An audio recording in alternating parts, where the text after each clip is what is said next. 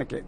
نو هغې ته مې بیا په جواب کې وویل چې هر فنکار په هر ژبه کې ګویا دی، خو ما پښتو ژبه پښتو کړه چې پښتون یم، پښتنو کې زه پیدا یم پښتو وایم، په پیسو به خرڅ نه کړم خپله ژبه. بهرحال په دې ټلویزیون کې اولنۍ د منشیاتو خلاف قدم دا ما ایښی و.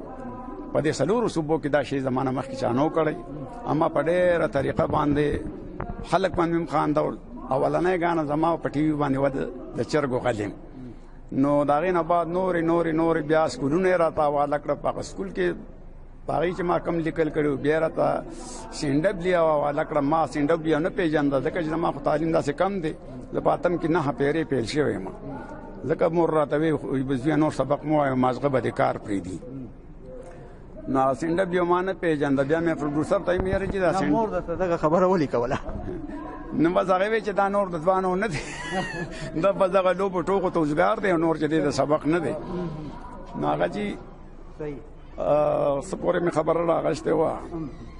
نو میراوس صاحب که زمونږ اورېدونکو او لیدونکو ته یو څو ټوکې ټکالې وکړئ چې مخکې تاسو وګورئ په بارمل کې چې سړک جوړېږي هغې پکې مخکې د بجلۍ د ټیلیفون د بمبې د ګیس د انتظام وکړي، نو هغې نه بعد روډ جوړوي.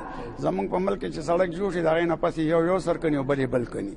په هغې مې بیا جوړه کړه دا څنګه محکمې د سترګې وروستو غړوي، یو یې جوړوي او بل یې نړوي. او په کم سړک چې زما بس اخبار د انګریزی دی، دا د دوی د لاسه کندې وندې ځای په ځای دی. نو نوې نوزې ګاډي درله میاشت کې زړوي، یو یې جوړوي او بل یې نړوي.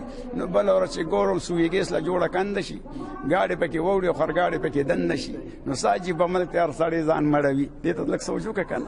دا اوس دا تاسو وختي یو قسم وکړله چې زما هوټل ته یو فوجي راغلی و او هغه راته ویله چې زمونږ څه نه بلتي کېږي، که هغه قصه مونږ ته وکړئ. دا خو چې یو کرنیل صاحب راغی، هغې راته ویلی وایي اوس هم یو څو لطیفې وکړې، مونږ سره برتي کېږي نه. ما زما خو 3 شرط دی. وایي کم یو؟ اول شرط خو مې دا دی چې دغه د پریډ پره باندې نه کوئ. دویم مې دا شرط دی چې تنخواه به په وخت راکوئ. او دریم مې دا شرط دی چې کله جنګ وي ماله به چوټي راکړې. مې زما ډس سره نه لګي. دا نوې اوګان راوته مونږ د خیبر زلمي پښتو زمونږ شان دی. دا مې دغه کړی د پښتو کې لکه پیروډي، دا خو مشهوره ګانه ده. ما زمونږ په وطن کې د غریب سړي جون ګران دی او چېرته چې میله وي په کباړې کار روان دی. او څوک ګرځي بنډلو کې زړې واسکټې وګوري، ځای په ځای سورې وي، څوک تڼو ته پکې نه ګوري، بس ځان پکې پټوي د امریکې که د جاپان دی. او چېرته چې میله وي په کباړې کار روان دی او ناس وي کباړي ورته په سر زوړ پکول وي، نر ښځې میله کې په کباړ باندې راټول وي، نو چغې کباړي وخي راځه وروره تالان دی. چېرته چې میله وي په کباړې کار روان دی. میراوس صاحب څه پیغام ورکوئ د سیمې د خلکو له؟